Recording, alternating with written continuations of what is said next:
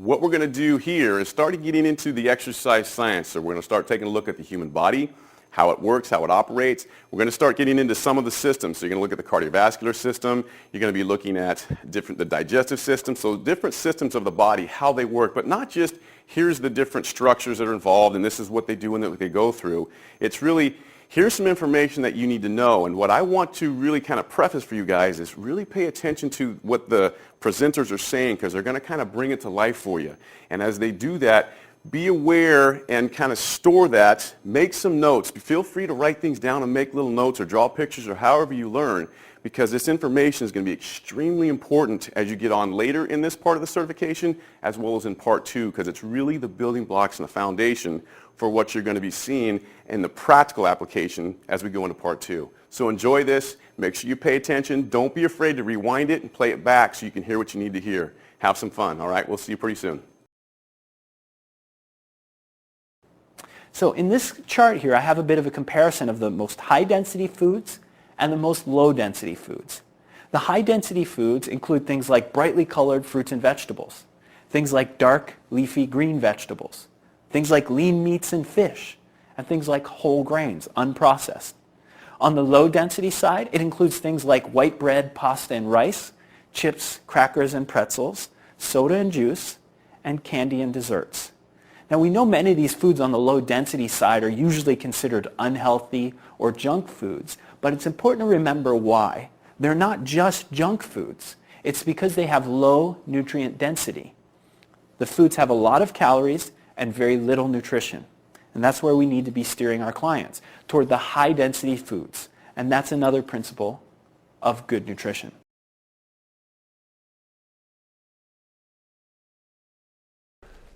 Some of the benefits of doing integrated exercises, well, essentially all you can suggest is that there's probably a greater potential for weight loss using whole body exercises. Now, the vast majority of the people who come and train in gyms and the members that give us all our great income through this stream, essentially they probably want some hypertrophy and they probably want some weight loss. Generally speaking, you would suggest that integrated whole body exercises burn more calories and potentially are better for weight loss.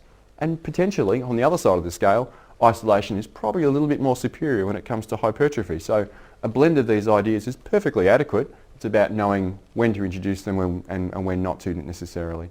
Now, generally speaking, you would say that using whole body integrated exercises, so long as the range of motion and the complexity and the speed of the movement is under control, you would suggest that they would probably give you a better scope for reducing the risk of injury. So producing force or coping with forces and spreading that load over a large amount of segments and joints probably reduces collectively the risk of injury, so long as, like I said before, the range of motion and the speed and the forces that you're dealing with are all kept in check.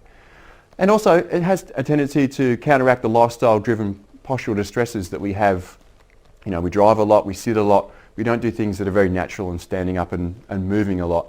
So some of those things with integrated exercises, if you prescribe them very well, can have a really good impact upon some of the postural distresses that we encounter all the time. And also, potentially it builds on the basis that you may have used machines in the starting period of your exercise prescription with a member. You start them on exercise machines until they feel comfortable about the exercise process in the first place, and then you might move them a bit more off the machines into movements, and they still may be potentially isolated, but then you can move them into doing more complex movements along this pathway.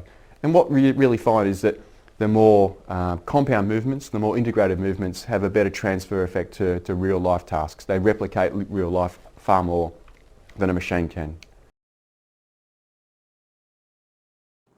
The digestive system is a system that breaks down what you eat and converts it into energy so that you can live, and waste so that you can remove whatever you don't need from your body so you don't get what's called auto-intoxication or self-poisoning. The function of digestion is to serve metabolism in one right, and metabolism is essentially a process by which a variety of chemical cascades called the Krebs cycle basically takes the food molecules that you eat and with them produces the energy that you need to run your body And at the cellular level, the energy we use to run our body is ATP, adenosine triphosphate. Now, with digestion, we basically have the need to break foods down into smaller particles, and as I'm sure you're aware, some of these food sources come from a variety of different areas in nature. The way we break down animal foods is different than the way we break down plant foods, and the way we break down simple sugars is different than the way we break down alcohol, for example.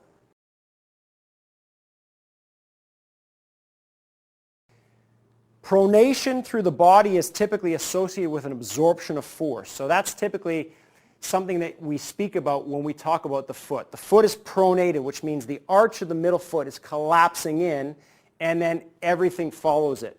So if you stand up right now and you flatten out the arch of your foot, you would look down and see your lower legs rotate in because of that. And if your lower legs rotated in because of that, you would see that your femurs would rotate in. And if your femurs rotated in, then you would see your pelvis begin to spill more anteriorly.